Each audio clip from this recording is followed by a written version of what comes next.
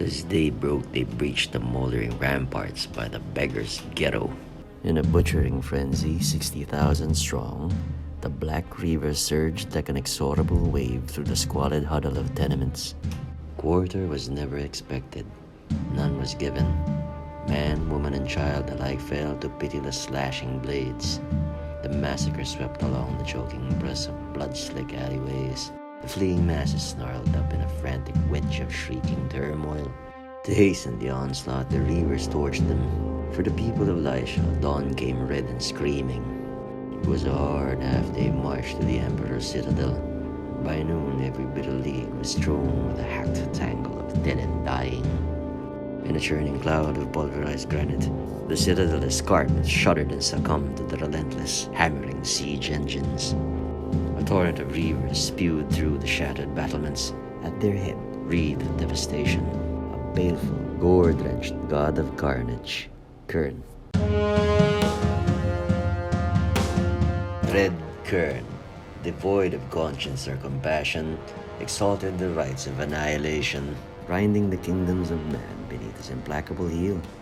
Cities razed to blackened waste, their desolate ashes scattered on the four winds.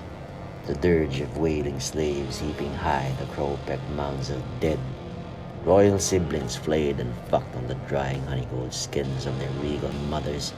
This was life's breath. No other joy compared. There was a bare arse thief, fresh from the southern steppes. He marshaled his first reavers and accrued easy wealth beleaguering remote hill tribes. He thrived on war. His army multiplied. Hungrily he cast a voracious eyes towards the opulent, gold-domed glory of the East. Skilled in warfare and statecraft, the Eastern hegemony deployed savage legions whose immense cavalry and infantry corps casually crushed his barbarian incursion. Crawling from the putrefying corpse piles rank and gore-slimed, he turned wild-eyed to the storm, rent sky, and prayed. Prayed and begged the wrathful gods of war for vengeance.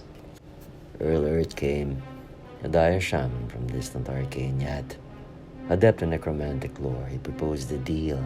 For several specified provinces, Kyrn would be preternaturally enhanced, girded with the light of undying immortality. Earl Earth crafted his neck with 7 frigid rivets and wove the final Grimari. Yowling, taloned wraiths caressed him, clawed him, wrenched him over the veil of shades. Immersed in a gold beyond gold, lashed and scarred in the vortex of the abyss, he was flung loose, plunging, lost in the blackest pit of chaos. The weight of the dead universe crushed down. His scream filled all eternity. The rivets pulsed with chill, azure fire. His sinews coursed with malignant vitality. Kyrn slowed off his humanity. He was immortal. Now, after 1,000 years of uncontested dominion, Sacred Lycia, heart of the hallowed isles, was his. Smiling, he whirled with a single blow, struck off Earl Earth's startled head. A precautionary measure. One small chore remained unfinished: Emperor Pulposa and his glittering crown of empire. His last phalanx of imperial guards slaughtered, too confused or too stupid to run. The Emperor had banished it to the deserted confines of this palatial warren. Piss on it, reeking with fierce stench. The gutless whore sun hid quivering, knowing death inevitably stalked his trail. With glowing ire, Kyrn prowled the endless corridors, a hideous aberration hunting in vain an elusive quarry.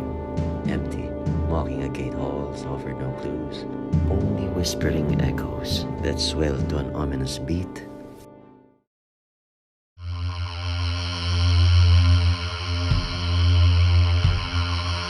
Augur, the imperial hero, a mighty slayer of ill renown, Pulposa's personal sword arm. Kyrn had carved bigger and harder. He laughed in anticipation. He'd always loved the big ones. They squealed so much louder when he tore their buttocks off. They circled and drew combat close. For a second, the Augur's great corded neck flickered with chill azure fire. Then scything steel met like breaking thunder. They spiked him high on Tansa Gate. Earl Erd came with the unfurling shadows of purple Tuscan perched improbably upon his pitted cadaverous brow. Lysia's imperial crown. Augur came too. While deriding Kyrn's martial prowess and physical endowments, he voraciously sodomized Puposa's finest concubines. He stroked the ragged gray seam that spanned his gaunt throat, smiled an unfathomable smile, and departed. The searing sun broiled his brain to a pitch of fevered delirium. His lipless mouth droned a perpetual litany. He pleaded and begged the gods for the reaper's kiss. It never came. Scavenging storm crow stripped out his tender eyes and tongue. His gangrenous flesh seethed with blowfly maggots, fattening in the festering corruption of his head. They ate into his brain. Memories dwindled and blanked. Time condensed. It was only here, now, in the ceaseless gnawing. Eventually, nothing remained. Only the howling silence and azure fire burning in the pit of night.